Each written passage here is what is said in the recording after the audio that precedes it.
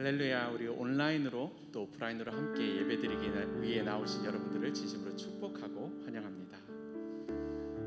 요 근래에 너무 이제 자연들을 보면서 아름다움을 이제 느끼게 되고 그것을 찬양하고 싶은 마음이 들었습니다. 그래서 첫 곡으로 참 아름다워라 같이 찬양 드리실 텐데요. 이 가사의 내용을 좀 생각해 보셨으면 좋겠습니다. 솔로몬의 옷보다 더 고운 백합화, 찬송하는 맑은 새소리들, 아침 해와 저녁 노을, 밤하늘에 빛난 별들, 산에 부는 바람과 잔잔한 시냇물, 이 모든 것들을 지으신 주님을 다 같이 함께 기쁨으로 찬양하기 소원합니다.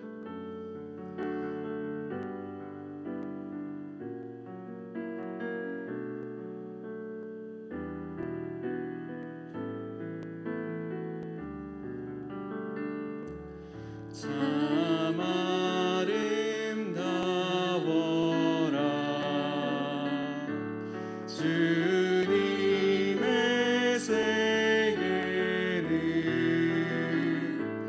저 솔로몬의 옷보다 더 고운 백합화 주 찬송하는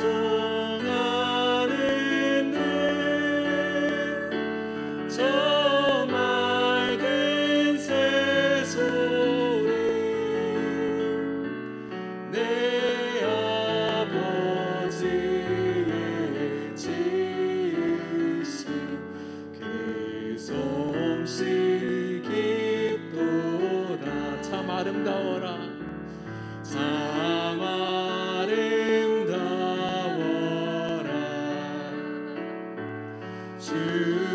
주님의 세계는 저 아침 해와 저녁 노을 밤하늘 빛난 별 망망한 바다와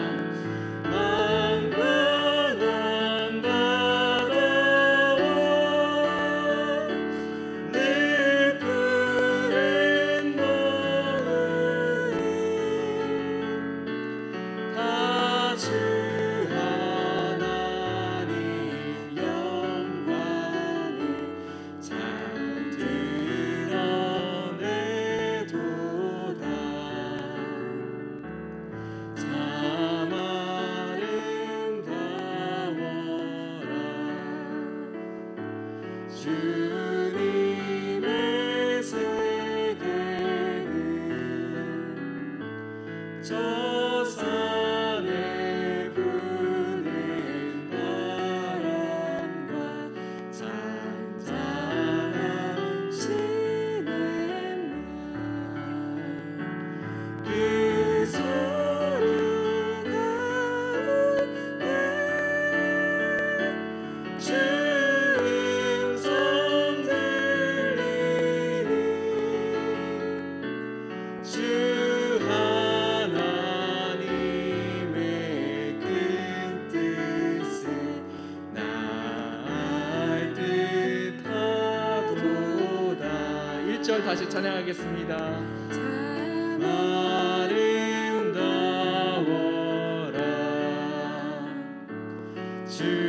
주님의 세계는 저 솔로몬의 옷보다 더 고운 백합화 주 찬송하는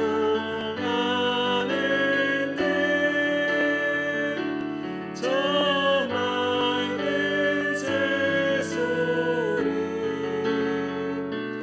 내 아버지의 지으신 그 솜씨 깊도다.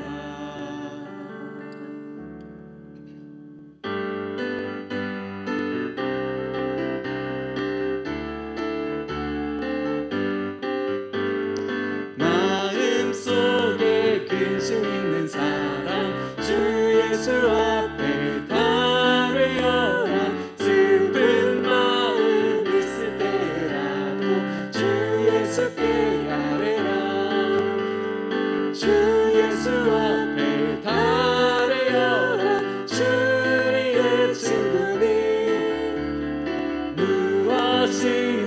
근심하지 말고 주 예수께 아뢰라. 눈물 나며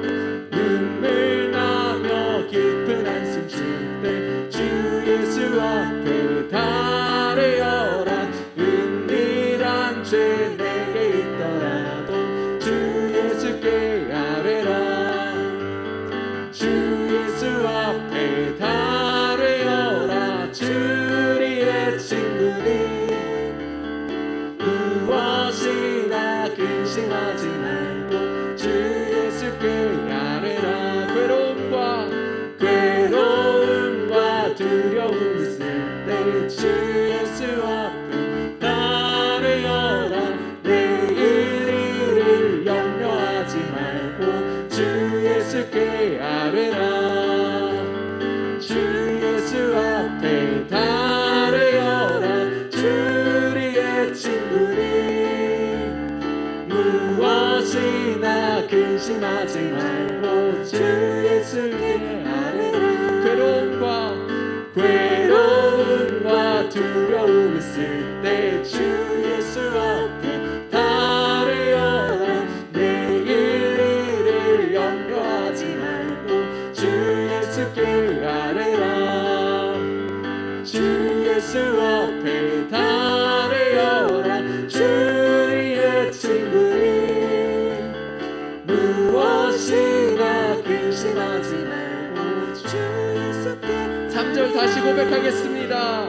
괴로움과 두려움 있을 때 주 예수 앞에 달려라. 내일 일을 염려하지 말고 주 예수께 아뢰라. 주 예수 앞에 달려라. 주리의 친구니 무엇이나 근심하지 말고 주 예수께 아뢰라. 죽음 앞에 겁을 내는 자여 주 예수 앞에 달려라. 하늘나라 바라보는 자여 주 예수께 아뢰라. 주 예수 앞에 달려라. 주리의 친구니 무엇이나 근심하지 말고 주 예수께 아뢰라. 아멘. 주님은 우리의 모든 염려와 모든 근심과 모든 걱정을 아시는 분이십니다. 오늘 내가 겪고 있는 이 모든 괴로움과 나의 아픔들, 이것들도 아시고 내일 내가 가지고 있는 이 염려마저도 다 아시는 주님이십니다. 이 주님께서 나와 함께 하시고 나를 위로하시고 나를 치유하실 줄 믿습니다.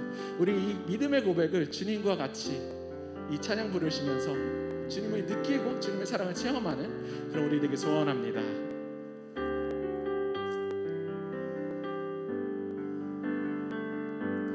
주님과 같이 내 마음 만지는 분은 없네. 오랜 세월 찾아 난 알았네. 내게 주밖에 없네. 주님과 같이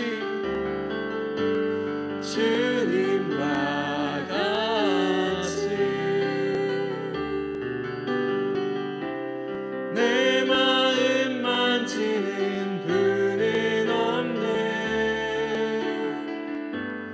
오랜 세월 찾아 난 알았네.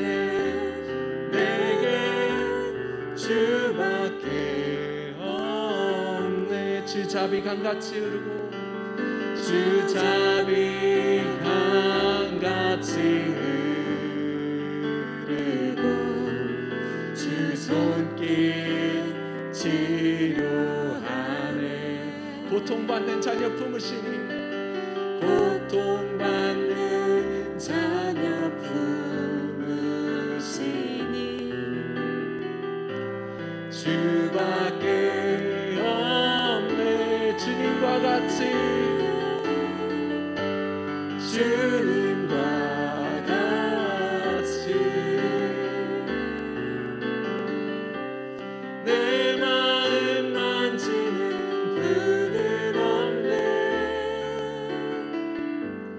오랜 세월 찾아 난 알았네.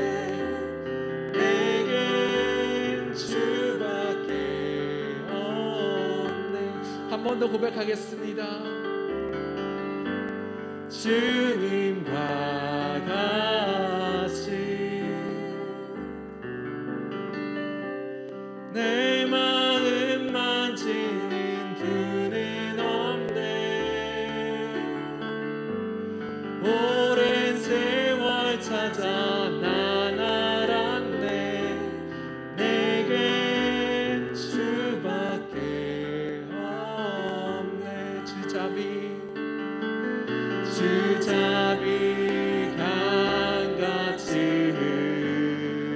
흐르고 주 손길 치료하네.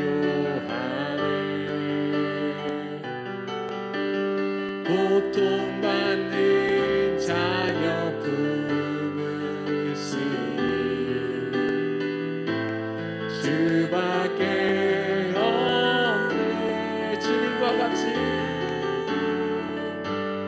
주님과 같이 내 마음 만지는 분은 없네. 오랜 세월 찾아 난 알았네.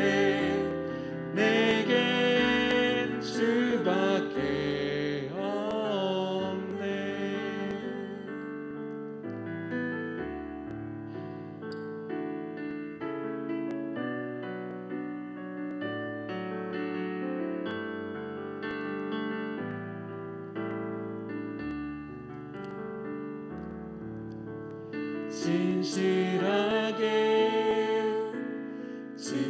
진실하게 거룩하게 살게 하소서.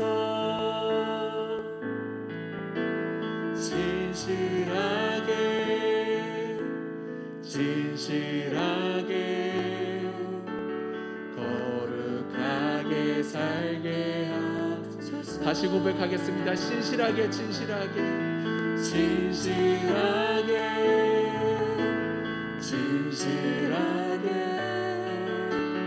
거룩하게 살게 하소서.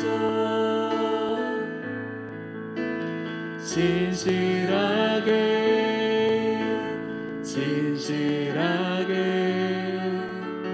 거룩하게 살게 하소서. 하나님 나의 마음 만져주소서.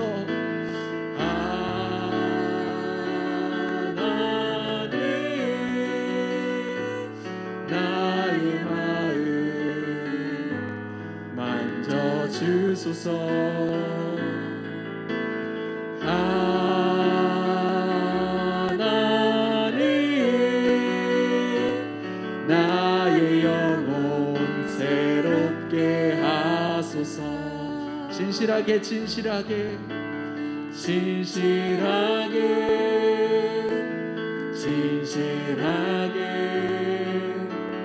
거룩하게 살게 하소서.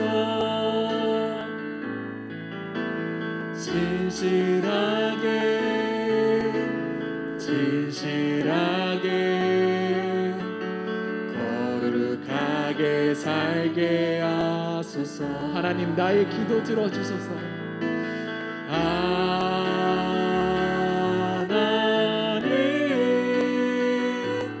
나의 기도 들어주소서.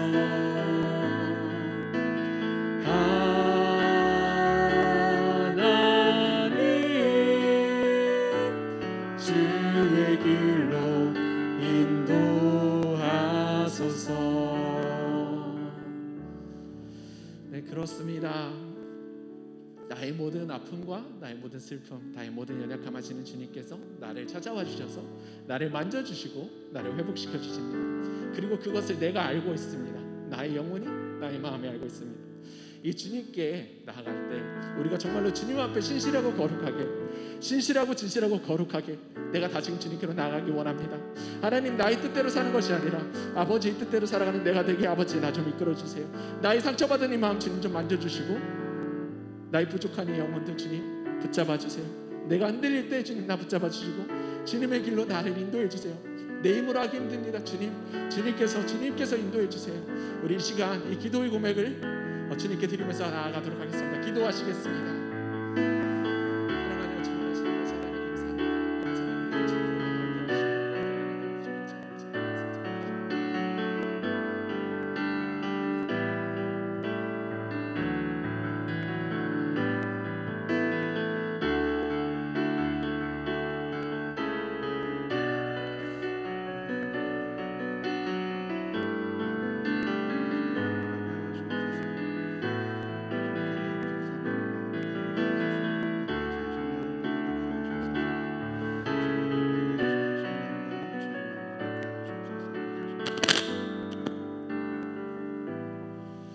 연이어서 한 번 더 좀 기도하겠습니다. 이 시간 좀 다시 한번 좀 기도할 때 하나님 나에게 예배의 영을 허락하여 달라고, 하나님 내 마음의 분주함들, 내 안에 어떤 고민들, 걱정들 주님 다 내려놓고 주님 말씀하시는 거 내가 듣겠나이다, 아버지 말씀하여 주옵소서, 여종이 듣겠나이다 라고 우리 주님 앞에 고백하며 함께 다시 기도하며 고백하며 나아가도록 하겠습니다. 기도하겠습니다.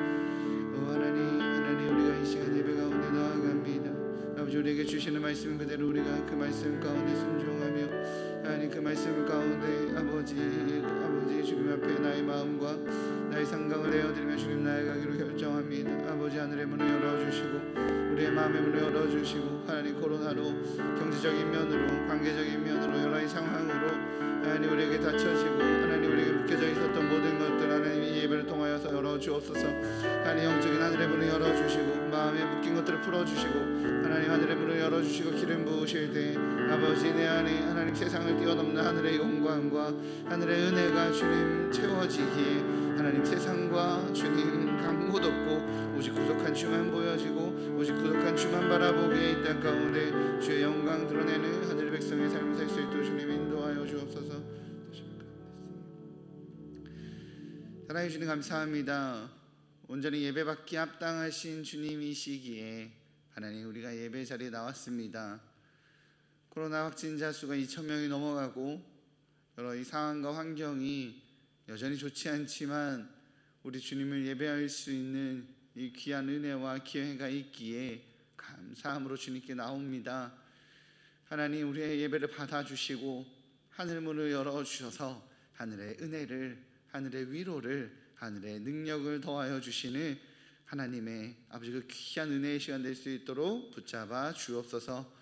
온라인으로 오프라인으로 예배하며 주님 앞에 마음을 내어드리는 귀한 마음들이 있습니다. 상황이 어떠하든 환경이 어떠하든 중심을 바라보시고 무소부재하신 주님을 신뢰하기에 하나님 동일한 은혜로 동일하게 찾아가 주셔서 주님 하늘의 능력으로 기름으로 부어 주옵소서. 이 모든 말씀 예수님의 이름으로 기도합니다. 아멘.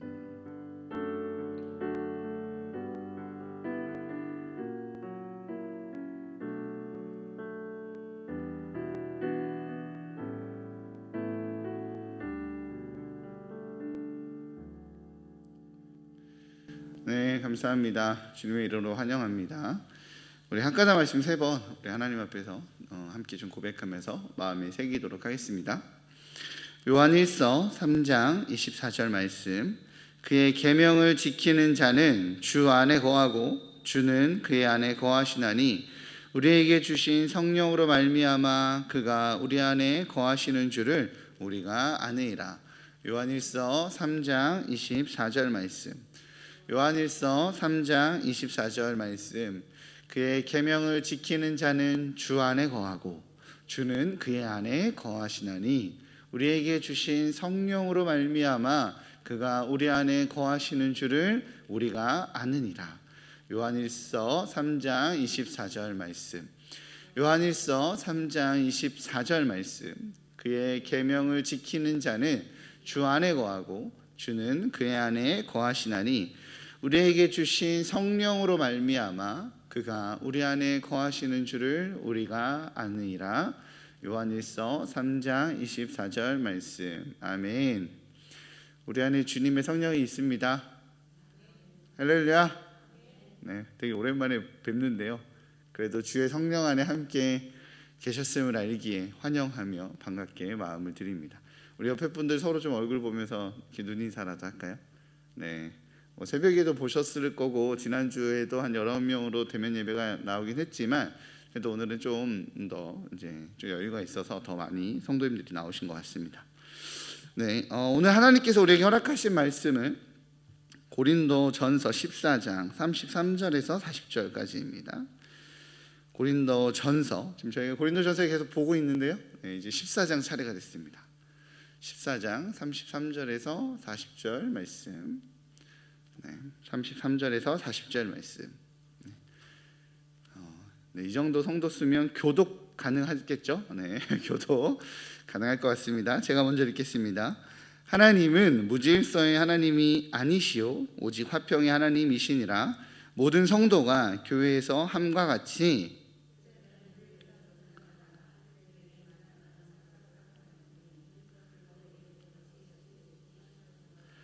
만일 무엇을 배우려거든 집에서 자기 남편에게 물을지니 여자가 교회에서 말하는 것은 부끄러운 것이라.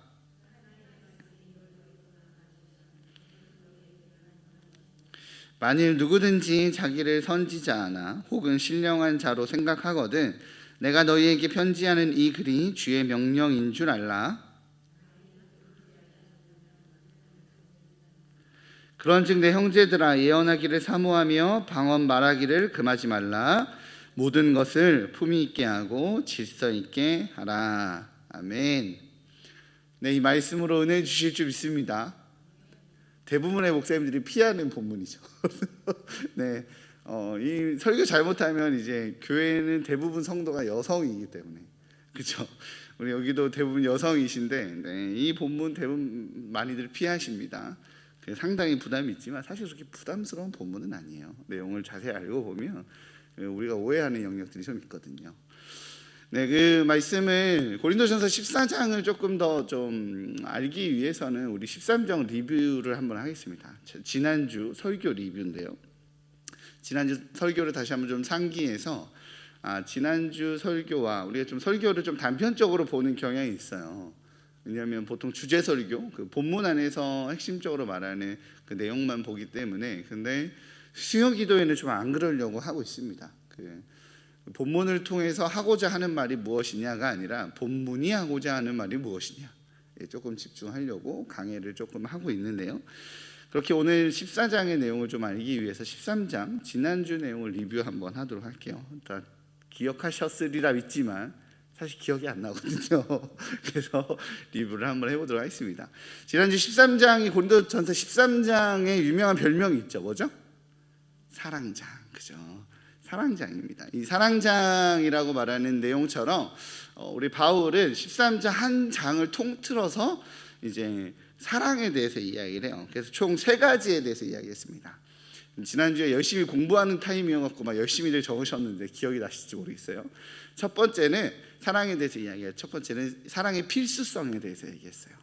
구제와 예언과 방언이 있는데 구제와 예언과 방언을 할 때에 사랑이 없으면 다 의미가 있다 없다? 없다 이 얘기를 했습니다. 예언을 하는 것도 구제를 하는 것도 방언을 하는 것도 사랑이 없으면 하나님의 마음을 드러내는 것 말고 자기를 드러내는 자기 드러냄의 모습이 있다. 그 자기 드러냄의 모습을 그 사랑과 구제와 예언과 방언을 통해서 사실은 영적 우위, 관계적 우위를 점하려고 하는 자기 드러냄의 속성이 있으니 사랑이 없으면 다 소용없다. 예언을 하든 뭐 천사의 말을 하든 사람의 말 방언을 하든 의미가 없다라는 이야기를 했습니다. 사랑의 필수성에 대해서 이야기했고요. 두 번째는 사랑의 구체적인 특징에 대해서 이야기를 했습니다. 사랑의 특징이 고린도전서 13장에서 말하고 싶은 사랑의 특징이 뭐냐? 주는 사랑이 아닌 받아주는 사랑에 대해서 이야기를 했어요. 특히 요즘 같은 시절에 주는 사랑이 아니라 받아주는 사랑의 구체적인 대상이 누구죠? 가족이죠, 그죠? 예, 가족은요 주는 사랑에 감동하지 않아요. 굉장히 당연하게 생각하거든요. 아침마다 밥 차려줘도, 아침마다 뭐 다 챙겨주고 빨래해주고 해줘도 잘 감동하지 않아요. 오히려 받아주는 사랑, 용납해주는 사랑, 기다려주는 사랑에 사람들이 감동하는데, 이 주는 사랑에서의 태도, 이 고린도 교회의 태도는 이제 주는 사랑을 통해서 그 안에 다른 의도가 있으니, 너희가 주는 사랑을 통해서 관계적 우위를 점하려고 하는 태도가 있으니 그게 중요한 게 아니라 받아주는 사랑을 해라. 그래서 뭐 사랑의 특징에 대해서 설명을 하죠. 오래 참음, 그죠? 뭐 무례하지 않음, 이런 받아주는 사랑의 특징을 있습니다. 그걸 언제까지 해야 된다? 주님 오실 때까지. 그래서 이 받아주는 사랑의 특징 중에 고린도전서 13장에 하고 싶었던 얘기가 종말론적 성향이 있다라는 이야기를 했고요. 세 번째는 사랑의 영원성에 대해서 이야기를 했습니다. 사랑은 주님 오실 때까지 하는 것을 넘어서서 주님 나라에서 영원히 함께해야 될 그 특징이 있다. 왜냐하면 사랑이 누구의 속성이기 때문에 하나님이 가지고 계신 속성이니까. 이 세 가지를 이야기했어요. 다 기억나시죠? 이렇게 정리를 하니 저 얘기하셨던 거구나 라고 이해가 되시리라 믿습니다. 사실 이 고린도전서 13장은요, 이렇게 사랑의 필수성, 특징, 뭐 사랑의 속성, 영원히 존재한다는 속성 등 여러 가지 이 이야기를 하는데, 이 고린도전서 13장은 학자들에 따라서는 사실 삽입된 거다라는 말이 있어요. 그런 주장들이 있습니다. 왜냐하면 고린도전서 12장의 마지막 절은 이렇게 말합니다. 너희는 더욱 큰 은사를 사모하라. 네, 자막 띄워주세요. 너희는 더욱 큰 은사를 사모하라. 내가 또한 가장 좋은 길을 너희에게 보이리라 라고 얘기했거든요. 12장 31절에. 그런데 14장 1절을 보면 사랑을 추구하며 신령한 것들을 사모하되 특별히 예언을 하려고 하라 라고 말합니다. 무슨 뜻이냐, 12장에서 예언과 방언에 대해서 이야기를 쭉 하고 이제 14장에서 그 얘기를 다시 하는 거예요. 중간에 사랑의 얘기 나오는 거죠. 그래서 12장 마지막 절과 14장 첫 절을 합치면 이렇게 돼요. 너희는 더욱 큰 은사를 사모하라. 이 좋은 길을 사랑이라고 바꾸면 내가 사랑의 길을 너희에게 보이리라. 이렇게 사랑을 추구하며 신령한 것들을 사모하되 특별히 예언을 하려고 해라. 여기 13장을 빼도 내용의 흐름에 전혀 문제가 안 돼요. 그러니 13장은 삽입된 거다라고 주장하는 학자들이 가끔 있습니다. 그러나 그렇기에 오히려 저희 대부분의 학자들은 고린도전서 13장이 고린도전서 전체의 핵심장이다. 왜냐하면 그거 하나를 강조하기 위해서 따로 한 장을 할애했을 정도니까. 그래서 고린도전서 전체를 통틀어서 우리 바울이 하고 싶은 얘기가 사실은 사랑에 관련된 거다. 왜냐하면 고린도 교회가 계속 분열되고 있었거든요. 싸우고 분열하고 파당 나누고. 그래서 사도 바울이 고린도 교회에 강조하고 싶었던 내용이 사랑이었음을 기억하시고 그 그늘 아래, 그 전제 아래 14장을 함께 보셔야 이해가 되실 것 같다라는 생각이 듭니다. 이제 14장은요, 이제 지금껏 해왔었던 이제 바울의 논리적인 어떤 전개와 좀 달라요. 이 13장까지는 보통은 이제 바울은 좀 설명이 많거든요. 방언은 뭐다, 예언은 뭐다, 사랑은 뭐다, 이렇게 논리적으로 그걸 잘 설명해주는 대부분의 논쟁의 방법을 사용했다라면 14장부터는 이제 그 방언을 이렇게 사용해라, 예언을 이렇게 사용해라, 사랑을 이렇게 사용해라라고 적용에 조금 초점이 맞춰져 있습니다. 그렇기 때문에 지난주처럼 뭐 이렇게 분석 설교로 가기는 조금 어려움이 있어요. 그래서 이렇게 이해하시면 될 것 같습니다. 그래서 이 사랑을 어떻게 사용해라, 예언을 어떻게 사용해라, 방언을 어떻게 사용해라라고 말하는 그 정점에 뭐가 있냐? 오늘 설교의 제목인 화평이 있습니다. 오늘 설교 제목이 화평의 하나님이거든요. 사랑을 기반으로 화평을 만들어내는, 그렇게 사용해라. 그거 갖고 싸우지 말고. 이것이 설교의 오늘 핵심입니다. 네, 설교 다 끝났어요. 네. 이렇게 사실 오늘 사도 바울이 적용하고 싶은 메시지는 지금 이 시대를 살아가고 있는 우리의 형식과는 조금 맞지 않아요. 우리의 현실과는 좀 맞지 않는 영역이 있어요. 왜냐하면 예배 형식과 공동체의 상태와 연관성이 있어요. 사도 바울이 하고 싶은 얘기는. 근데 우리의 지금 현재 상태의 형식과 어떤 공동체 상태가 사실 고린도 교회와 조금 맞지는 않거든요. 그러나 오늘 설교를 준비하면서 제가 좀 들었던 생각은 그럼에도 불구하고 우리가 좀 고민해야 될 영역이 아닌가라는 생각이 들었습니다. 이를 좀 설명하기 위해서 우리 먼저 예배에 대한 형식, 고대 예배에 대한 형식부터 조금 설명하면서 함께 좀 찾아가기 원해요. 고대 예배에 대해서 좀 보자면 이스라엘의 원래 그 전의 예배는 뭐였죠? 예루살렘 성전 중심의 예배, 또 회당 중심의 예배, 그 전은 제사였죠. 그렇죠? 물론 예루살렘 성전에서도 제사를 드렸고 회당에서도 제사를 드렸지만 사실 이스라엘은 어느 곳에서든지 돌제단을 쌓고 예배를 할 수 있었어요. 우리 주님 어디나 계셨거든요. 그죠? 광야에서도 가능했고 뭐 베델에서 어디서든 가능했습니다. 그러면 이 제단을 쌓을 때 우리 하나님께서 이스라엘 백성에게 요구한 태도가 있어요. 뭘 요구했냐면 출애굽기 20장 25절에 이렇게 나와 있습니다. 함께 읽어볼게요. 앞에 자막이 떠 있는데요. 시작. 내가 내게 돌로 제단을 쌓거든 다듬은 돌로 쌓지 말라. 내가 정으로 그것을 쪼면 부정하게 함이니라. 아멘. 다듬은 돌로 쌓지 말라라고 요구하셨어요. 무슨 뜻이냐면 인위적인 노력과 기술을 동원해서 석재를 가공하지 말라는 뜻이에요. 참 이상한 명령입니다. 그죠? 돌을 제단을 쌓으려고 돌을 쌓으려면 돌이 좀 잘 가공이 돼야 잘 쌓을 거 아니에요. 그죠? 절대자이신 하나님께 제사를 드릴 때 돌을 잘 다듬어서 쌓는 것은 어떤 느낌이 있어요? 굉장히 정성을 다하는 느낌이 있잖아요. 그죠? 그런데 그걸 하지 말라고 하는 거예요. 그게 태도인 것 같은데 그걸 하지 말라고 한 겁니다. 그러나 하나님께서는 그걸 못하게 하시면서 이스라엘한테 요구를 하죠. 이 출애굽기 20장 25절이거든요. 이때가 언제죠? 애굽에서 나왔을 때예요. 이스라엘 백성들이 돌 다듬는 걸 못했을까요? 굉장히 잘했습니다. 400년 동안 광야에서 그것만 했어요. 돌 깨는 거, 돌 쌓는 거, 돌 만드는 거, 돌 굽는 거, 이런 것만 하던 이스라엘 백성들한테 하나님이 그걸 못하게 합니다. 가장 잘하는 걸 수도 있는데 그걸 못하게 하면 어떻게 보면 이 울퉁불퉁한 이 거리에 그냥 바닥에 떨어져 있는 이 울퉁불퉁한 돌들로 어떻게 보면 생각하기를 대강 이렇게 모양을 만들어서 예배하라고 하는 것 같아요.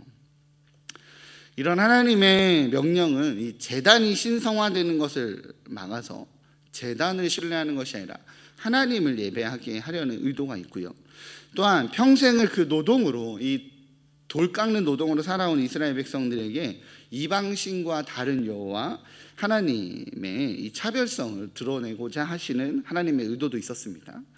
이러한 하나님의 명령은 사실 출애굽한 뒤에만 적용되지 않아요. 이 하나님의 명령 또 어디에 적용이 되냐면 이 광야에서의 40년이 끝나고 다시 가나안 땅으로 들어갈 때도 한 번 더 강조하세요. 한 번 더 너희들 돌 깎지 마라 라고 강조하십니다.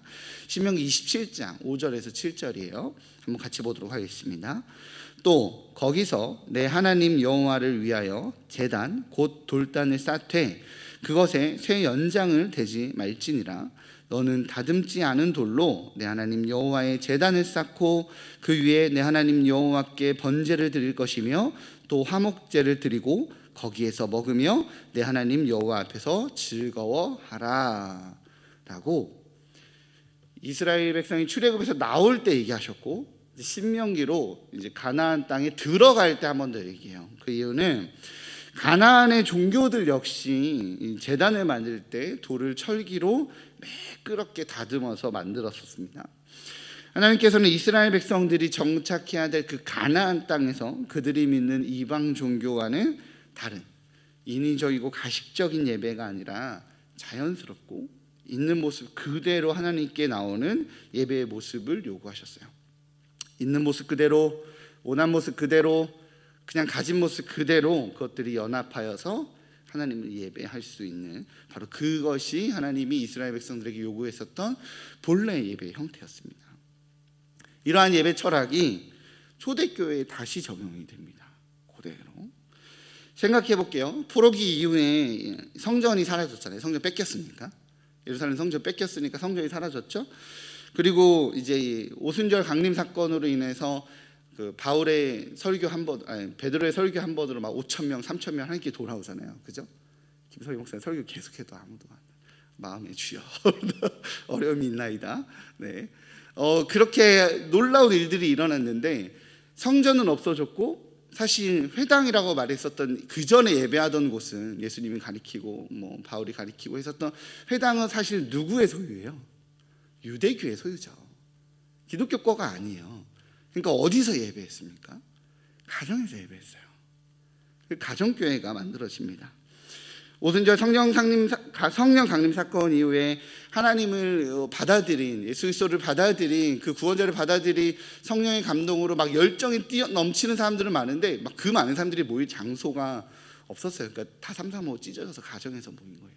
나중에 이제 콘스탄틴 로마에서 그 기독교를 국교화되면서 뭐 이렇게 좀 더 체계적이고 규모적이고 이런 종교적 형태가 구체화된 것이지 사실은 초대교회 때는 각 가정에서 예배했습니다.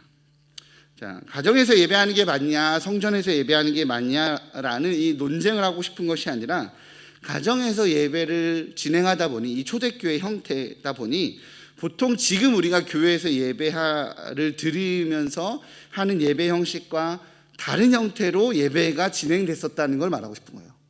어떻게 진행됐었을까요? 지금의 교회는 어떻게 예배하죠? 딱 입당 들어서면 안 목사님이 자 이렇게 인사하고 오셨습니까? 딱 인사해주고, 그죠? 음악이 쫙 깔리고 시간이 땡 치면 이제 찬양이도 나오고. 지금 저희는 그렇게 하지만 또 옛날에는 이렇게 음악 나오다가 이제 종 울렸어요. 종 땡. 그럼 이제 예배 시작하고 이렇게 했잖아요.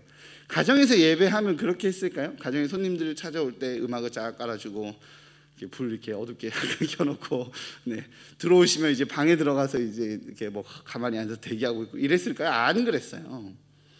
굉장히 자연스러웠습니다. 이렇게 엄숙하고 이렇게 막 경건한 느낌이라기보다는 나름의 형식과 나름의 순서는 존재했지만 이제 식사를 자연스럽게 하고 있으면 성도들이 와요. 식사 음식을 차려놓고 뭐 빵이나 뭐 이렇게 빵이나 먹을 걸 두면 성도들이 자연스럽게 들어옵니다.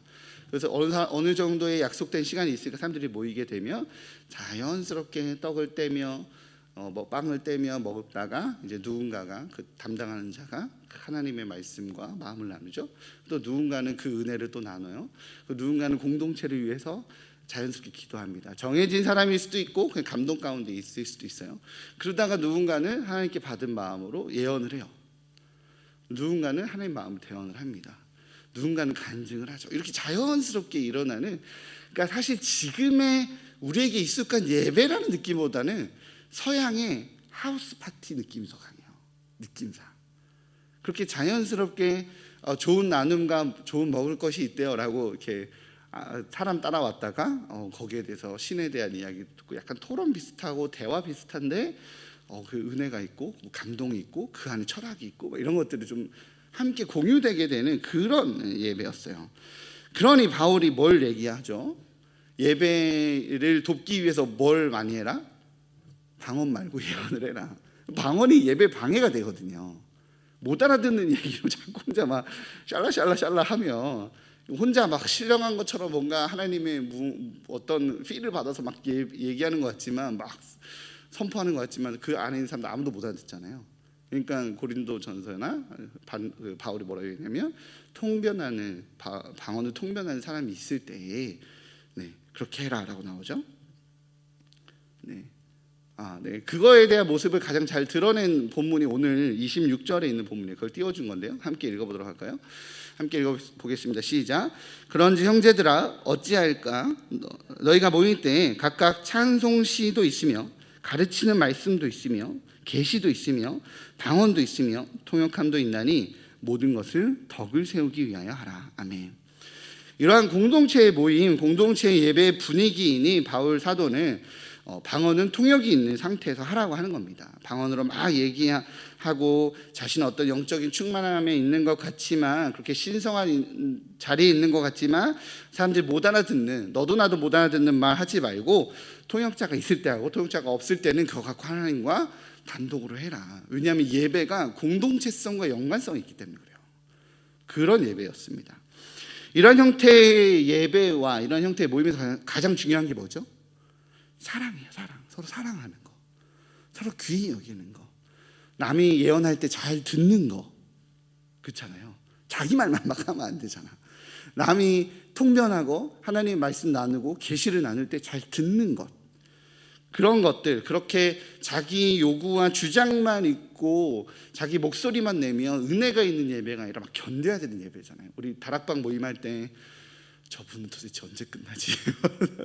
이런 마음이 들 때 마음에 어려움이 있잖아요. 그죠? 그런 것처럼 그럴 때 사랑이 있어야 된다. 잘 들어줌이 있어야 된다. 받아줌이 있어야 된다라고 말하는 겁니다. 교회라는 이름의 공동체가 존재하려면 그래야만 한다. 그렇게 자기 자랑만, 자기 드러냄만 있는 공동체가 되면 결국엔 그 모임은, 예배는 없어져 버리는 거예요. 생각을 해볼게요. 누군가가 처음 그 자리에 왔는데 막 자기 자랑만 하고 못 알아듣는 얘기만 하면 견디다 가면 다음에 오겠어요? 안 오겠어요? 안 오겠죠. 그죠? 그렇기 때문에 바울은 그런 얘기를 합니다. 바울은 고린도 이 전서에서만 이러한 형태의 예배를 전제로 예배에 대한 기본적인 태도를 강조해 온 것이 아닙니다. 보면 성경의 곳곳에서 우리 바울이 이런 얘기를 해요. 바울이 예배에 대해서 이야기를 할 때 가장 많이 주장하는 본문이 로마서 12장 1절이죠. 영적인 예배. 한번 읽어볼까요? 로마서 12장 1절 같이 읽어보겠습니다. 시작. 그러므로 형제들아, 하나님의 모든 자비하심으로 너희를 권하노니 너희 몸을 하나님이 기뻐하시는 거룩한 산 제물로 드리라. 이는 너희가 드릴 영적인 예배니라. 아멘. 바울은 거룩한 예배, 영적인 예배에 대해서 선포하고서는 그 영적인 예배가 어떤 황홀경에 빠지는 그런 모습의 예배다라고 그려내지 않아요. 로마서 12장 1절에 보면 이 영적인 예배에 대해서 강조한 바울, 어떤 영적인 예배가 환상 가운데 어떤 환시를 보고 뭐 어떤 이런 신비한 체험들이 막 드러나는 이런 게 영적인 예배다가 아니라 이런 것이 영적 예배다라고 말해놓고 3절 이하에서부터는 뭘 얘기하냐면 교회는 한 몸에 많은 지체를 가진 자로서 서로를 인정해 주라고 나오죠. 그렇게 이야기를 합니다. 그래서 4절 이하에서부터 보면 로마서 12장 4절 이하에서부터 보면 서로가 가진 은사, 뭐 예언, 섬기는 자, 가르치는 일, 위로, 구제 등을 믿음의 분량대로 지혜롭게 하라고 해요. 그것이 영적인 예배다라고 얘기를 해요. 왜냐? 당시의 예배 형태가, 예배 모습이 그랬거든요. 그렇게 잘 기획되어지고 잘 다듬어지고 이 순서 때 네가 하고 이 순서 때 네가 뭘 어디서부터 어디까지 하고 이런 예배는 아니지만, 잘 다듬어진 예배는 아니지만 하나님께서 그때마다 허락해 주시는 그 기름 부으심으로 합력하는 예배, 서로 함께 성령의 한 교통 안에서 만들어져 가는 예배, 바닥에 널려있는 돌들처럼 서로 다른 모습으로 모난 모양이지만 서로를 존중하고 연합함으로 거룩한 산 제물로 나를 드리는 예배, 감추지 않고 숨기지 않고 그러나 나를 드러내기보다 나를 통해 역사하시는 하나님을 드러내는 성령님의 주도 아래 운영되어지는 예배가 영적 예배라고 사도 바울은 말하는 겁니다. 이러한 모습이, 이러한 관점이 때에 따라서는 자유함과 편안함을 누리게 하는 예배라고 말하지만, 우리 이 이야기를 들으면서 어떤 생각들이 머릿속에 막 떠오르세요? 되게 자유하겠다, 되게 은혜스럽겠다, 이런 마음보다는 어떤 마음들이 다들 떠오르세요? 불안하지 않으신가요? 예배 순서를 맡으시고 혹시 순장하시는 분들 중에서는 그렇게 뭔가 정해진 것이 없으면 불안하잖아요. 그죠? 정돈이 안 된 것 같고, 다음 순서로 누군가가 뭘 하지 않으면 왠지 불안하고 어색하고, 정확도 해석하기에 따라서는 위험성이 내재되어 있는 예배일 수 있습니다. 그러다 보니까 초대교회에서도 이런 현상들이 나타났어요. 여기서는 알아듣지 못하는 방언을 하고 저기서는 막 예언한다고 하면서 막 지적질하는 거죠. 뭐 예를 들면 내가 예언 들었는데 너 이번에 헌금 안 하면 너 사업 망한다, 뭐 이런 거 얘기하는 거죠. 너 니네 딸 우리 아들이랑 결혼 안 하면 니네 딸 빨리 죽어, 막 이런 말도 안 되는 예언이라고 말하면서 이런 이상한 얘기들 하는 거예요. 검증도 안 된 예언들이 나타나는 현상들이 있는 겁니다. 자신의 예언의 은사를 받았다라고 말하면서 말이죠. 꼭 무당처럼. 그래서 예배 안에 나타난 현상이 뭐였다라고 성경이 이야기하냐면 무질서였어요. 무질서의 현상들이 나타나는 거예요. 그러니 오늘 사도 바울은 본문에서 하나님에 대해서 소개할 때 하나님 뭐라고 표현하시죠? 하나님은 무질서의 하나님이 아니라 화평의 하나님이다 라고 표현하고 있습니다. 하나님께서는 이쪽에서는 알아듣지도 못하는 방언을 막 하게 하고, 이쪽에서는 상대방을 막 불편하게 하는, 여기 방언하고 있고 여기 막 예언한다고 막 뭐라고 말하고 있고 듣는 사람은 아무도 없고 자기들끼리 막 말하게 하는, 이렇게 하나님께서 행하지 않으신다고. 여기는 방언으로 입술을 열어 방언해라, 여기 너는 예언해라, 아무도 듣지 말고 서로 말해라, 이렇게 하신 하나님이 아니다. 화평의 하나님이시기에 공동체의 공감과 동의가 없는 이런 분주함의 예배를 주관하지 않으신다. 왜? 하나님은 화평의 하나님이니까 라는 이야기를 하고 있는 겁니다. 이 무질서의 대표적인 모습 중에 오늘 본문에서 나타난 현상이 뭐가 있냐면, 무질서하게 예언을 하던 여성들이 있었어요. 그러니까 모든 여성들을 데리고 얘기하는 게 아니라 고린도 교회 안에 그런 문제를 일으키는 여성들의 집단이 있었던 겁니다. 34절이에요. 같이 읽어보도록 하겠습니다. 시작. 여자는 교회에서 잠잠하라. 그들에게 말하는 것을 허락함이 없나니 율법에 이른 것 같이 오직 복종할 것이요. 아멘. 사도 바울이 아마 지금 이 시대에 태어났다라고 하면 이 발언을 아마도 그 여성 가족분 그죠? 페미니스트들에게 엄청난 공격을 받지 않았을까? 유튜브에 뭐 바울 실없는 소리 뭐 이러면서 계속 나오지 않았을까라는 생각이 듭니다. 지금도 그렇지만 이 당시에도 남성보다는 여성들이 더 종교성이 있었어요. 지금 여기도 우리 그죠? 물론 평일 점심에 남성분들이 있을 수는 없지만 다 여성분들이잖아요. 대부분 당시에도 남성보다는 여성들이 신앙생활을 먼저 하고 더 열심히 하는 경향이 있었습니다. 물론 뭐 저희 교회도 아니신 분도 있지만 지금도 대부분이 그러신 것 같아요. 당시 사회적으로 발언권이 많이 없었던 여성들은 자유롭게 은혜를 나누고 자유롭게 발언이 허용되어지는 이 교회 문화에 먼저 된 자로 있었던 거예요. 교회 안에서 먼저 된 자로서, 은사 받은 자로서 뭐 예언도 받고 방언도 받고, 남편은 뭐 아무것도 못 하는데 이제 뭐 교회 나온 지 1주차, 2주차, 한 달 뭐 이거밖에 안 되는데 자기는 막 은사 받았고 방언도 하고 예언도 하고, 막 남편이 모르는 새로운 세계를 먼저 간 자로 있는 거죠. 은사 받은 자로서 자신의 발언을 이제 강하게 하는 겁니다. 사회에서는 못 하니까. 이런 태도들이 어떤 부작용을 낳았냐면, 교회 문화가 익숙하지 않은 남편들로 하여금 오히려 신앙에 대해서 거부감을 갖는 결과로 연결되는 현상들이 있었어요. 남편들이 교회만 오면 아내가, 집에서는 안 그러는데 교회만 오면 자기 말 자르는 거죠.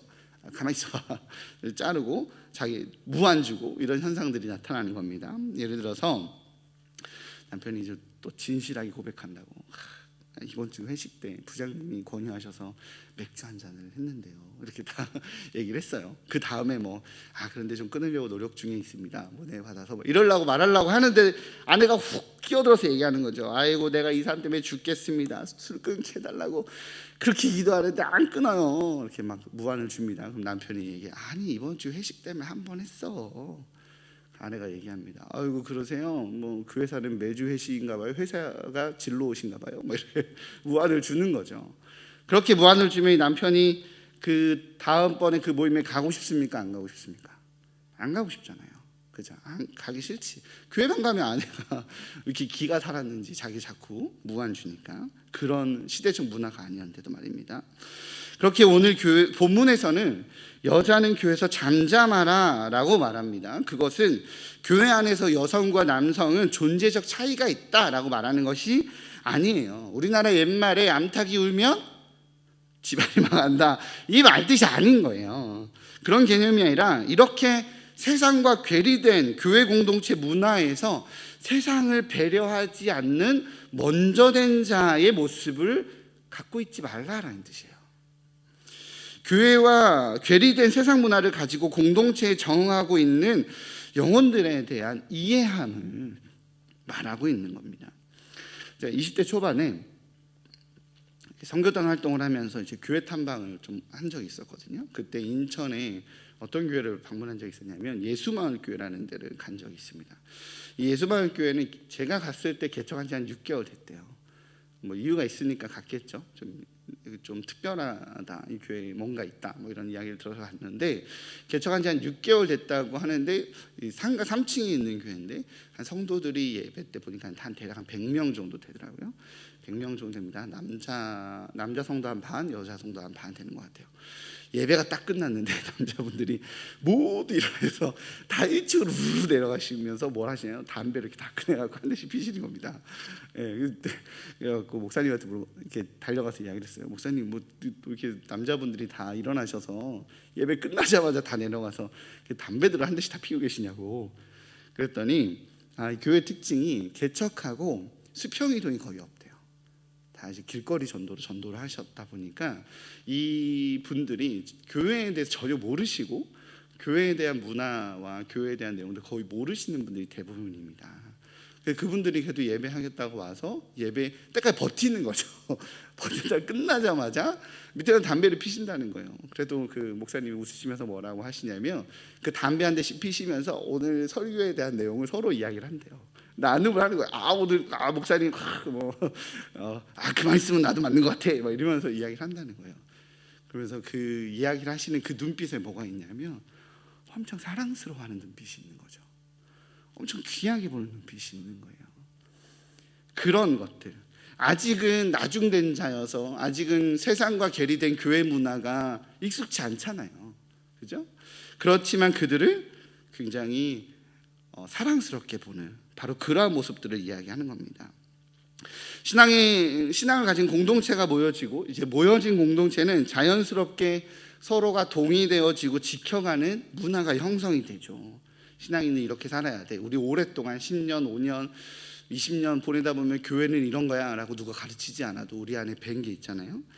오늘 사도 바울은 이런 이런 문화에 익숙치 않은 새 가족들, 그런 세상의 사람들이 들어왔을 때 그들을 지적하고 그들을 상처 주는 열광주의자들을 절제시키는 겁니다.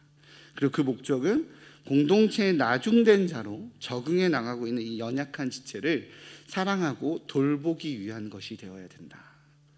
잠잠해야 된다. 바라봐줘야 된다. 기다려줘야 된다. 오래 참음이 있어야 된다라고 말하는 겁니다. 이러한 배려를 성령의 은사로 받은 말이니, 성령님께서 시킨 말이니 반드시 해야 한다며 순종하지 않고 말 안 듣는 사람들이 있었어요. 당신 담배 피면 빨리 죽어, 교회에서 그러는 거 아니야, 성령님이 나한테 주신 감동이라고 말하라 그랬다고, 이렇게 말 안 듣는 거죠.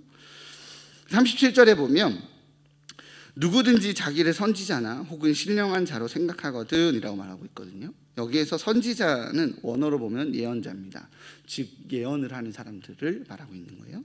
근데 신령한 자는 방언의 은사를 받은 자들을 지칭하는 말입니다. 그러니까 계속적으로 나오는 말이 뭐죠? 12장, 14장 하는 얘기가 방언의 은사를 받았거나 예언의 은사를 받았거나 은사를 받은 이들이 자신이 받은 그것으로 자신의 고집처럼 영적 권위 아래 들어가지 않고 계속 공동체를 해치는 모습들에 대해서 경고하고 있는 겁니다.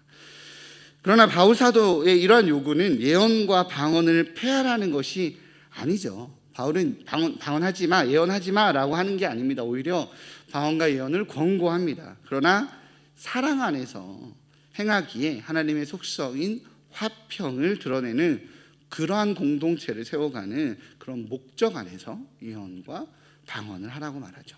우리 39절에서 40절 마지막 절인데요, 같이 읽어보도록 하겠습니다. 시작.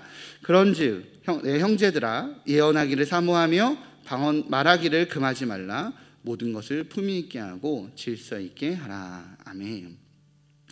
사실 오늘 본문은요, 지금 우리의 현실에 적용하기 참 어려움이 있습니다. 그 이유는 고린도 교회와 지금의 현실에 대한 전제가 달라요. 아까 말씀드렸던 것처럼 예배 형태가 달라요. 지금은 되게 우리가 이 예배 때 자연스럽게 여기서 방언을 하시고 여기서 예언을 하시고 이러지 않잖아요. 대부분 말씀에 잘 준비되고 정돈된 예배에 참회함으로 예배를 드리는 지금의 문화와 다릅니다. 또는 그 상태가 달라요. 본문에서 사도 바울이 말하고 있는 고린도 교회는요, 성령의 충만한 은사로, 충만한 은혜로 은사자들이 굉장히 많았습니다. 은사가 넘쳐나고 있었어요. 그리고 두 번째는 이 넘쳐나는 은사처럼 신앙의 열광주의자들 또한 넘쳐나고 있었습니다. 마지막으로 세 번째는 이로 인해서 공동체에 서로 새로운 영혼들이 계속 유입되고 있는 상황이었어요. 계속 찾아오는 거죠. 세상과 다른 정돈된 것 같지만 가식적이고 의미 없고 깨달음도 없고 감동도 없는 이방 문화의 제사와는 다른 생명력 있는 이 공동체에 계속 영혼들이 유입되고 있었습니다. 그러니 이 공동체를 세워가기 위한 절제와 받아줌과 배려가 필요한 상황이다라는 전제가 달라요. 이러한 고린도 교회의 상황적 전제를 가지고 오늘 본문을 보면 이 코로나로 열광적으로 하나님 앞에 모일 수가 없는 현실, 지금의 현실과의 괴리가 있습니다. 아직 세상의 문화가 섞여 있는 새 가족을 어떻게 배려하며 맞아줘야 되는지에 대한 고민을 해야 되는 건 둘째 문제고, 우리 자체가 공동체로 모이는 것에 대해서 많은 제약이, 많은 한계가 있는 지금의 현실과는 이제 배경적 괴리가 있죠. 그러나 그럼에도 불구하고 결론은 같습니다. 하나님께서 원하시는 건 뭐라고요? 하나님의 속성인 화평을 드러내는 공동체라는 것입니다. 코로나 상황으로 인해서 우리는 때로는 코로나와 싸우지 않고 세상과 싸워야 되는 순간들이 있죠. 그죠? 믿지 않는 남편과 싸워야 하고, 가족과 싸워야 하고, 교회라는 공동체 특성을 이해하지 못하는 직장 동료나 친구나 이웃과 싸워야 할 때가 있습니다. 교회는 이런 순간에 뭐 자꾸 모이려고 그래. 그 예배가 없으면 죽어나가는 사람들이 있습니다. 예배가 없어서 정말 숨만 겨우 쉬어가는 분들이 있어요. 예배가 생명이고 예배를 통하여서 숨 쉴 수 있는 존재가 있는데 그걸 이해하지 못하는 세상은 손가락질합니다. 그래서 우리는 그렇게 가족과 이웃과 직장 동료와 다퉈야 되는 순간들이 옵니다.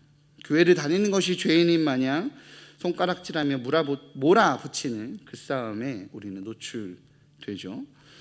예배가 우리의 숨결이고 예배가 우리를 존재케 하며 예배를 지키는, 우리가 그 예배를 사모하는 우리가 잘못된 것은 아니지만 그래도 결론은 교회는 하나님의 속성인 화평을 드러내는 공동체이기에 우리는 뭘 해야 된다고요?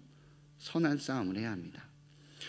공동체에 먼저 된 자가 나중된 자를 품어주듯이 하나님을 알지 못하고 하늘의 소망을 알지 못하는 이들에게 선대함으로, 배려함으로 선한 데는 지혜롭고 악한 데는 미련한 자가 되어 그렇게 화평을 이루는 공동체가 되어야 합니다. 교회에서 예배 연다 그래서 남편이 막 뭐라고 하면 다 이유가 있는 거야. 여보 사랑해. 그날 좋은 과일 하나 깎아주시고, 그죠? 엄마 이런 때 무슨 교회야. 그러고 지는 학원은 가죠, 그죠? 성적은 떨어지기 싫어하고, 그죠? 그런 아들한테 엄마 널 위해 기도하고 있다. 널 위해 기도하고 있는 목회자와 성도들이 있단다라고 선한 싸움을 하는 것. 우리의 싸움은 혈과 육에 대한 것이 아니기에 사랑이라는 하나님의 성품으로 하나님과 세상 사이에서 화평을 만드는 빛된 존재로 있어야 합니다. 이 싸움이 참 어려워요, 그죠? 차라리 용기라는 이름으로 세력을 모아서 소리를 지르는 것이 더 쉬울 것 같습니다. 그러나 그건 한 영혼을 포기하는 행위이고 하나님의 영광을 가리는 결정이며 사단을 즐겁게 만드는 선택입니다. 수요기도회, 코로나로 어려운 이 시기에 개인의 기도 제목보다는 교회와 나라와 열방을 위해서 기도하시는 것이 너무나도 기쁨인 우리 수요기도회 성도님들. 저희 원래 수요기도회가 그렇게 기도로 일어났었던, 기도하기를 뜨겁게 사모하던 바로 그러한 공동체였거든요. 이 어려운 시기에 그리스도인으로서 하나님의 백성으로서 선하게 하나님과 세상 사이에 서서 화평을 만들어내는, 그렇게 눈물로 기도하는, 그렇게 눈물로 하나님의 마음을 드러내는, 화평의 하나님을 드러내는 우리 일산 충신의 성도님들 되시기를 주님의 이름으로 축복합니다. 할렐루야. 기도하겠습니다. 하나님, 사단은 어쩌면 우리가 위축되고 우리가 움츠려들기를 바라는지 모르겠습니다. 아니면 때는 우리가 분노하여서 계속적으로 하나님을 욕되게 하는 자라, 하나님을 향해서 손가락질 하는 자를 향해서 한번 대차게 한마디 해주고 싶어 하게끔 우리를 밀어붙이는지 모르겠습니다. 그러나 화평의 하나님, 사랑의 하나님, 그럼에도 불구하고 우리가 선한 자로, 화평을 만들어내는 자로, 하나님의 의를 드러내는 자로, 하나님의 아름다움을 드러내는 자로 선한 싸움을 해나가기로 결정하오니 우리에게 그 마음을 유지할 수 있도록 하늘의 은혜를 더하여 주시옵소서. 하늘의 기쁨을 더하여 주시옵소서. 하나님의 평강을 더하여 주시옵소서. 그리하여 오른뺨을 맞으면 왼뺨을 내주라고 말씀하셨던 것처럼 그렇게 나를 몰아붙이고 나를 힘들게 하는 그를 향해서 다가가 손 내밀고 안아주고 기도해 주기로 결정하는 성숙한 그리스도인, 하나님의 의를 드러내는 그리스도인 될 수 있도록 우리를 붙잡아 세워 주옵소서. 이 모든 말씀 예수님의 이름으로 기도합니다. 아멘. 우리 함께 그렇게 좀 고백했으면 좋겠습니다. 주 앞에 나와서 예배하는 우리 귀한 성도님들, 그래도 기도하겠다라고 이 낮 시간에 예배하겠다라고 모인 우리 귀한 성도님들이 열쇠인 줄 믿습니다. 하늘문을 여는 열쇠이고 세상 가운데 하나님의 의를 드러내는 열쇠인 줄 믿습니다. 우리 이 시간에 주님 앞에 예배로 드림으로 하나님 나를 온전케 만들어 달라고, 하나님의 의를 드러내는 존재로 온전케 만들어 달라고 함께 고백하겠습니다. 주 앞에 나와, 주 앞에 나와 제사를 드리네. 마음 열어 내 삶을 드리네. 주를 봅니다. 끝없는 사랑 날 회복시키네. 한 번 더 할까요? 주 앞에 나와, 주 앞에 나와 제사를 드리네. 마음 열어 내 삶을 드리네. 주를 봅니다. 끝없는 사랑 날 회복시키네. 이제는 들어 주 보내.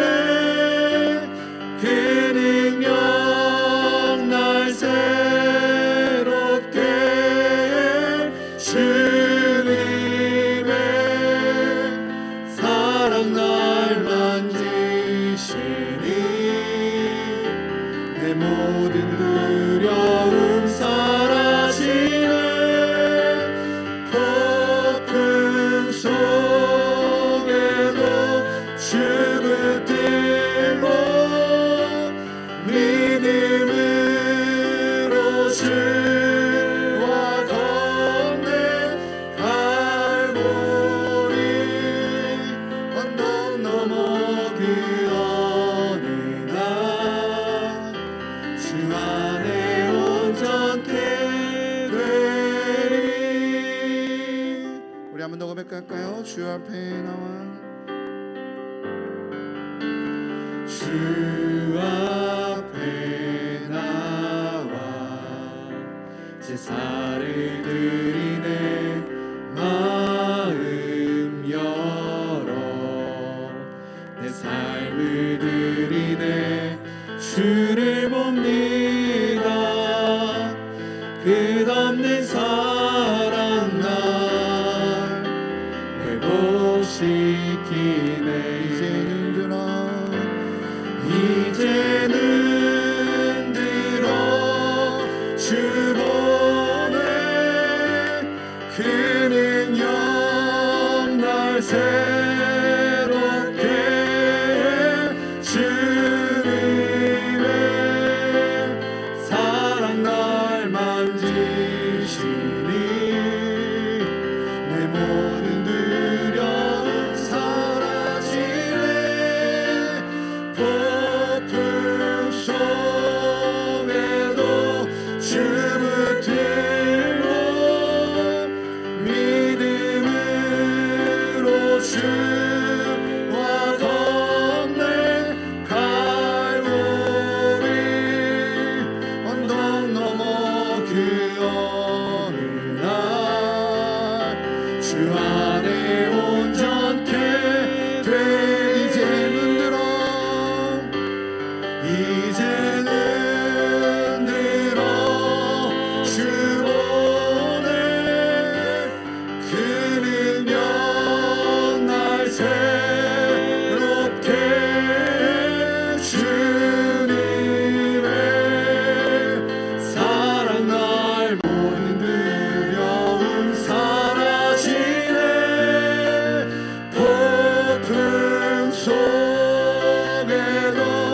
주 붙들고 믿음으로 주와 건네 갈보리 언덕 넘어 그 어느 날 주 안에 온전케 되리. 우리 함께 좀 기도하며 고백하며 나갔으면 좋겠습니다. 하나님 말씀을 기억하면서 영적으로 자유하고 충만한 예배를 드리는 주님 예배자가 먼저 되게 해달라고 우리 좀 기도했으면 좋겠어요. 하나님의 은혜가 있어야 이 선한 싸움, 이 영적인 선한 싸움을, 이 선함을 선택하는 싸움을 할 수 있다라고 고백하기에 하나님 나에게 충만한 예배의 은혜를 더하여 달라고, 하늘의 능력을 더하여 달라고 함께 기도하셨으면 좋겠습니다. 또한 예배에 열심히 열광적인 그리스도인이 되어 세상과 괴리감을 갖는 존재가 되는 것이 아니라 오히려 하늘의 은혜로 세상을 배려하고 섬기기에 세상과 하나님 사이에 있어서 화평을 드러내는 축복의 통로가 되게 해달라고 이 시간 말씀을 좀 기억하면서 함께 기도하며 고백하며 나아가도록 하겠습니다. 기도하시겠습니다. 오사나의 주님 하나님 감사합니다. 하나님 이 시간 우리가 주님 앞에 우리의 마음을 드리며 주님 기도하며 고백하며 나아갑니다. 하나님 이 세상에서 주님 그리스도를 살아가는 것이 너무 힘듭니다. 너무 지칩니다.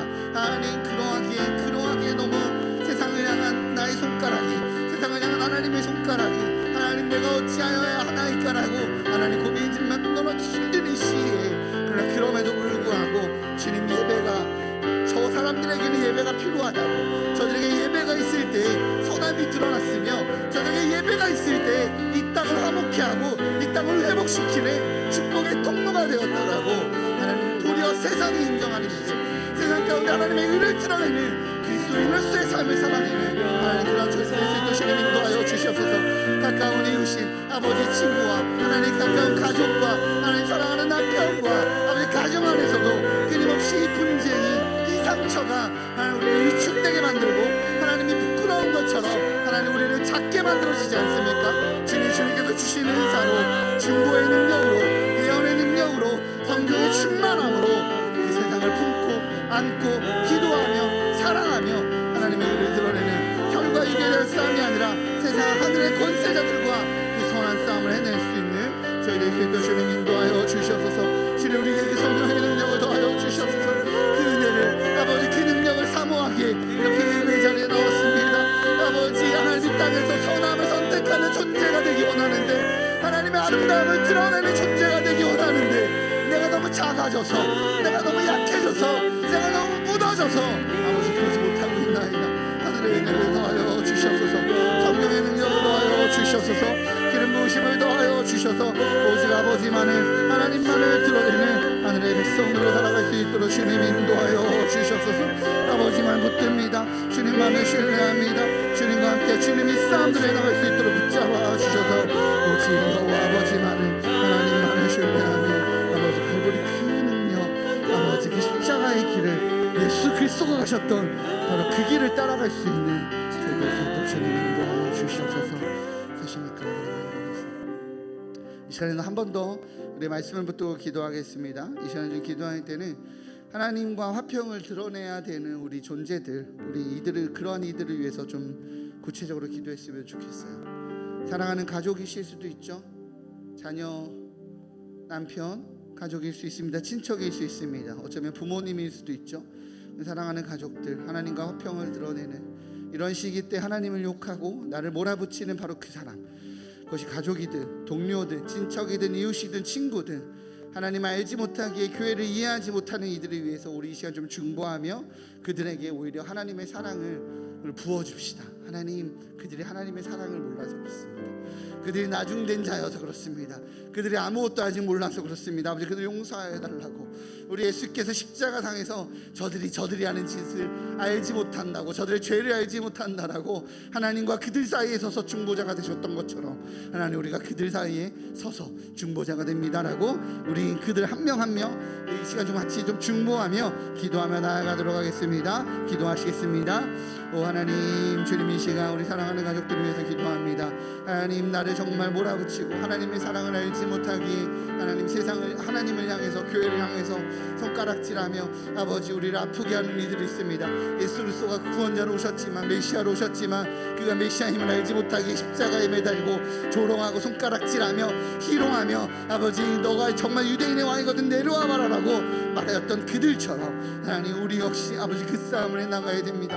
하나님, 예수께서 십자가에서 행하셨던 것처럼 하나님, 저들이 죄를 알지 못하니이다 라고 아버지 하나님과 세상 사이에 서서 아버지 하나님의 사랑을 그들에게 전하셨던 것처럼 하나님, 우리도 아버지, 우리는 죽고 예수 그리스도만 사는 자로, 예수 그리스도의 의만 사랑하는 자로, 화평의 하나님을 드러내는 자로, 하나님 질서의 하나님을 드러내는 자요, 하나님의 의를 드러내는 자로 서로 배려하고 사랑하고 협력하고 아버지, 이렇게 세상과 다른, 세상은 그렇게 싸워야 된다고 말하는 이 시대 가운데 하나님, 그렇게 사랑하는 자로, 그렇게 또 섬기는 자로, 하늘의 방법으로 이 싸움들을 지혜롭게 나갈 수 있는 자 될 수 있도록 주님 인도하여 주시옵소서. 주님, 그러하게 사랑하는 가족을 더 안아주게 하여 주십시오. 하나님, 알지 못하기에 또 힘들게 하는 아버지 그 친구를, 그 직장 동료를 아버지 손잡고 안아주고 눈물 닦아주고 그가 힘들 때 기도해주고 아버지 그를 주의 사랑으로 품어낼 줄 아는 지혜자의 모습 될 수 있도록 주님 인도하여 주시옵소서. 그렇게 내 삶 가운데 하나님의 의를 드러내는 자로, 하나님의 마음을 드러내는 자로, 하나님의 화평을 드러내는 자로 주님, 내가 살아가기 원합니다. 아버지, 때로는 아버지 교회 안에서도, 하나님 신앙 안에서도 아버지 그렇게 하나님의 의를 오히려 힘들게 하는 이들이 있습니다. 서로 판단하고 정죄하고 아파하며 이것이 맞냐 틀리냐 라고 서로 섬기고 어떻게 만들어갈까를 고민하기보다 하나님, 논쟁의 그 싸움의 현장으로만 우리를 끌고 몰고 가는 아버지 그런 영적인 흐름들 가운데서 지혜롭게 아버지 절제함으로, 사랑함으로, 안아줌으로, 눈물 닦아줌으로, 그렇게 중보함으로 이 공동체를 세워가는 주님 지혜자 될 수 있도록 우리에게 하늘의 은혜를 더하여 주시옵소서. 사랑해 주님, 감사합니다. 하나님, 우리가 이 싸움을 주님 오시는 그날까지 해나가기 원합니다. 주님 오시는 바로 그날까지 선한 싸움을, 하나님의 의를 드러내는 싸움을, 하나님을 예배하는 싸움을, 하나님의 아름다우심과 온전하심을 드러내는 이 싸움을 해나가기 원합니다. 주여, 어느 때까지니까? 길어지는 코로나로 주여 어느 때까지니까? 라고 주님 물으신다며 주님 우리에게 이렇게 대답하십니다. 내가 곧 주님, 그 주님을 기다리기에, 주님을 사모하기에 예배자로서 주님 바라보며 주의 의 드러내는 자로 살아갈 수 있도록 붙잡아 주옵소서. 우리 이 시간 이 찬양 함께 좀 고백하면서 주님 다시 오실 때까지 함께 고백하면서 이 시간 결단하고 결정하는 시간 갖도록 하겠습니다. 주님 다시 오실 때까지 나는 이 길을 가리라. 좁은 문, 맞습니다. 좁은 길, 그럼에도 불구하고 나의 십자가 지고 나의 가는 이 길 끝에서, 나의 가는 이 길 끝에서 나는 주님을 보리라. 영광의 내 주님, 어떻게 하신다고요? 나를 맞아 주시리. 아멘.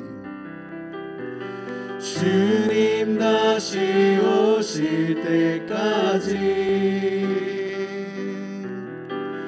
나는 일어나 달려가리라.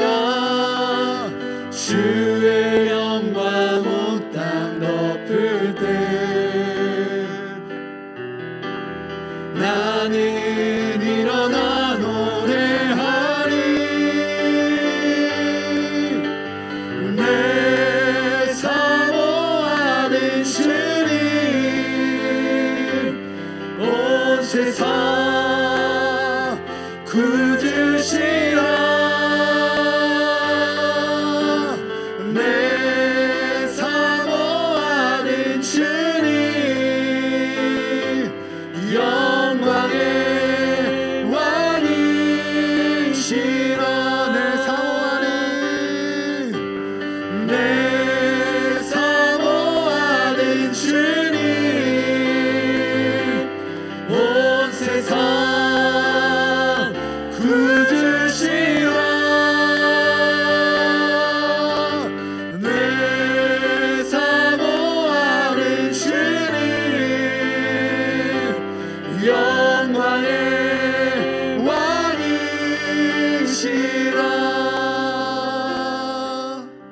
시간 이 마음으로 교회를 위해서 기도했으면 좋겠습니다. 하나님, 주님 다시 오시는 그날까지 하나님 이 마음을 지켜가며 하나님의 의를 드러내며 하나님 이 싸움을 해나가는 선함을 드러내는 그러한 저희 교회 성도들 될 수 있게 해달라고.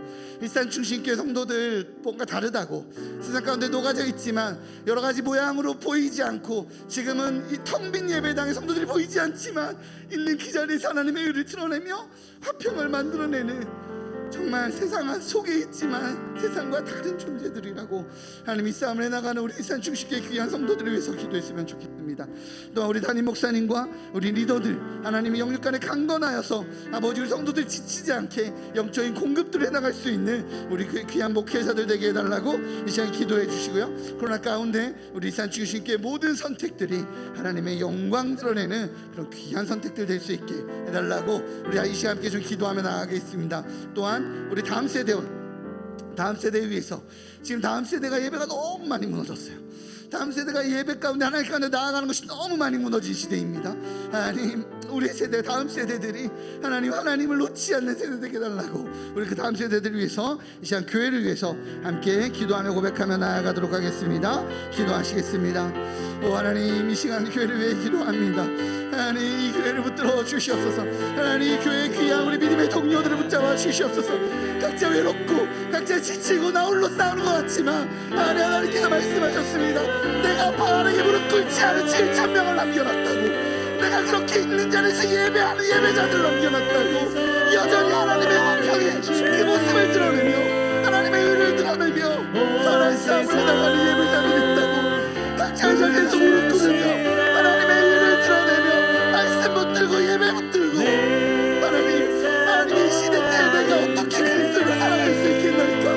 내가 어찌하여 어떤 모습으로 내가 그 자리를 지켜갈 수 있겠나이까라고 외쳐내는 하나님의 사람들이 있다라고 주님 말씀하여 주십니다. 우리 일산 주님께 귀한 성도들 아버지 그 마음을 지켜가게 하여 주십시오. 여전히 마음이 무너지고 세상의 비난과 지쳐가는 아버지의 일상과 여러 힘겨운 가운데 있지만 저희 일산 주님께 귀한 성도들이 화평의 하나님을 드러내는 자로 이따가 하나님의 의를 드러내는 자로 sam할 수 있도록 주님 붙잡아 주시옵소서. 하나님 곤란시기 가운데 아버지 그렇게 성도들이 하나님의 힘으로 이 싸움을 나갈 수 있는 존재로 살아갈 수 있게 아버지 목회자들이 영적인 리더십들이 깨어 기도하고 그 영적인 공급들을 지혜롭게 나갈 수 있도록 주님 인도하여 주시옵소서. 하나님 무엇을 해야 될 때가 아니라 하나님의 마음이 드러나야 될 때를 고백합니다.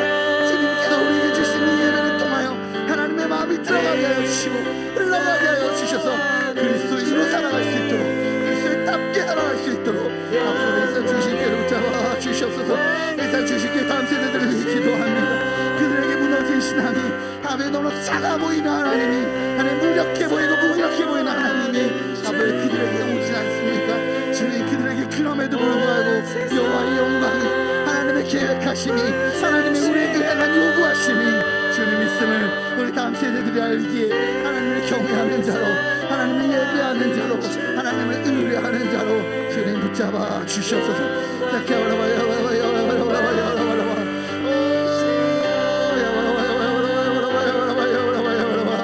오직 주님을 신뢰하며 오직 주님을 바라보며 오직 하나님을 바라보며 주의 영광을 기대합니다. 아버지 우리에게 그 길을 허락하여 주시사 세상 속에 있지만 하나님 세상과 다른 존재로 살아가며 하나님의 의를 드러내는 존재로 살아갈 수 있도록 아버지 하늘의 힘을 아버지 영적인 충만함을 아버지 허락하여 주시옵소서. 그 온전함을 그 성숙함을 우리에게 허락하여 주시옵소서. 우리 시간 나라를 위해 기도하겠습니다. 나라와 열방을 위해서 기도할 텐데요. 먼저 나라를 위해서 좀 기도할 때는 건강가족기본법 개정, 평등법 등 다양성을 인정한다는 이유로 그 명분으로 성경의 권위에 도전하고 하나님의 말씀의 권위에 도전하는 그런 법제화되려는 아버지 이 나라와 이 민족을 바라보게 됩니다. 이 나라가 어떻게 세워졌는지 하나님의 은혜 가운데 어떻게 세워졌는지 주님 그 그 하늘의 기준을 붙잡고 사는 나라와 그 민족 되게 해달라고 이 나라와 민족을 위해서 계속적으로 기도했으면 좋겠습니다. 이러한 시기 때 도리어 하나님의 법, 아버지 사랑의 법, 지혜의 법을 배워가며 하나님의 말씀 가운데 아버지 귀를 열어 아버지 그 말씀 가운데 엎어지는 그런 나라와 민족 되게 해달라고 기도했으면 좋겠습니다. 계속적으로 나라를 위해 기도할 때 코로나 확산이 심해지면서 어려움을 겪고 있는 나라의 방역 체계를 위해서 기도했으면 좋겠습니다. 오늘도 2천 명이 넘었는데요, 이 어려움 가운데 아버지 중증 환자가 들고 병실이 모자르고 이렇게 의료 체계가 무너지는 아버지 그런 어려움이 있지 아니하게 해달라고 이 나라를 붙들어 달라고. 그래서 주님, 너무나도 힘든 사람들, 지치는 사람들, 아버지 그 질병에 노출된 사람들 지켜낼 수 있는 그런 나라와 민족 되게 해달라고 기도하셨으면 좋겠습니다. 또한 열방을 위해 기도합니다. 계속적으로 어려움 가운데 있는 우리 코로나로 인해서 어려움 가운데 있는 열방, 인도, 미얀마, 북한, 브라질 등을 위해서 계속적으로 기도해 주시고요, 이스라엘의 평화와 회복을 위해서 하나님 주님 오실 길 예비하는 그 민족 아버지 그 나라 될 수 있게 해달라고 우리 이스라엘의 평화와 회복을 위해서 기도하셨으면 좋겠습니다. 마지막으로 이 코로나 상황 가운데에서도 주의 복음의 확산을 위해서 생명 내어놓고 싸우고 있는 우리 귀한 선교사님들이 있습니다. 주님, 어미된 마음으로 우리가 파송하였으니 하나님 우리가 기도하기를 멈추지 않도록, 우리가 부르짖기를 멈추지 않도록 우리 사역하고 계신 우리 선교사님들을 위해서 이 시간 나라와 열방을 위해서 주님 앞에 다시 한번 간절히 기도하도록 하겠습니다. 기도하시겠습니다. 오 하나님, 주님 감사합니다. 하나님, 이 시간 나라와 열방을 위해 기도합니다. 이 나라가 주님의 나라임을 고백합니다. 이 나라의 모든 어려움과 아픔 가운데 아버지 하나님께서 기준을 세우셨고 하나님께서 이 땅에 건강함을 세우셨습니다. 아버지, 어찌하여 이 땅이 속세를 따라가려 하나이까. 하나님, 이스라엘 백성들이 하나님 이스라엘이 아수르와 바벨론의 문화를 받아들이고 그 기준을 받아들이면서 아버지 멸망했음을 주님 기억합니다. 그것이 선진의 문화라고, 그것이 지혜의 문화라고 말하면서 하나님의 기준을 무너뜨리고 하나님의 말씀의 기준을 무너뜨리는 아버지 연약함과 악함을 보게 됩니다. 더 많은 표를 얻으려고 더 많은 사람들을 포용한다는 명분 아래 아버지 그 이야기를 하고 있습니다.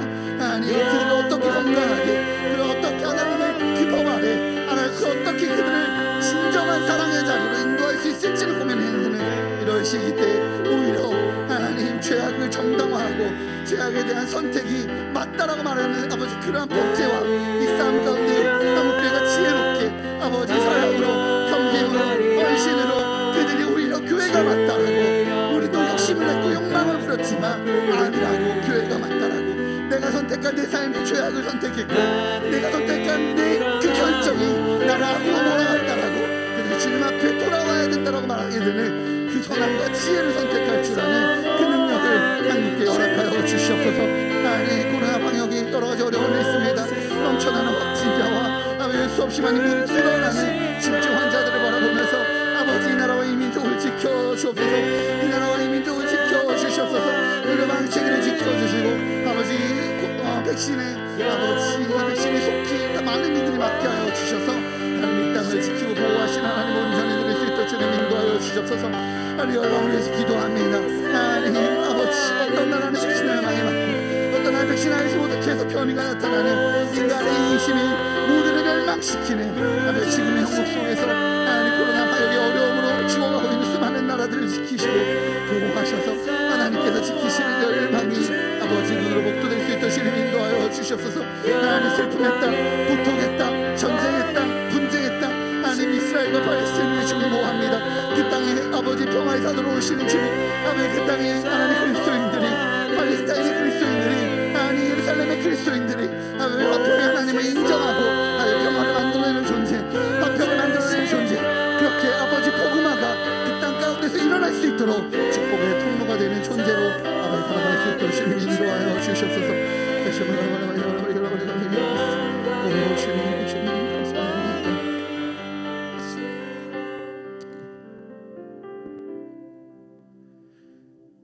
사랑해 주님 감사합니다. 하나님, 우리의 싸움이 외롭고 때론 지치고 나 홀로 싸우는 것 같지만 그렇지 않다고 내가 바알에게 무릎 꿇지 않은 7,000명을 남겨놨다라고 주님 말씀하셨던 것처럼 하나님, 모세에게 너가 외롭게 싸우는 것 같지만 내가 너에게 70인의 장로를 세워주겠다고 말씀하셨던 것처럼 하나님, 우리가 비록 흩어져 있지만 각자의 자리에서 예배자로 하나님을 드러내는 자로 하나님의 화평하심을 이 땅 가운데 드러내는 중보자로 주님 살아가고 있음을 믿습니다.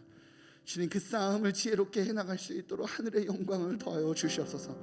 세상의 압박이 삶의 무게가 우리를 짓누른다 할지라도 나는 하늘에 속한 자이기에 하나님의 의를, 하늘의 화평을, 하늘의 가치를 드러내는 자임을 놓치지 않고 하나님 이 땅 가운데 하나님의 선함을 드러내는 악한 데는 밀어나고 선한 데는 지혜로운 하늘에 속한 자로 살아갈 수 있도록 주님 은혜와 능력을 더하여 주시옵소서.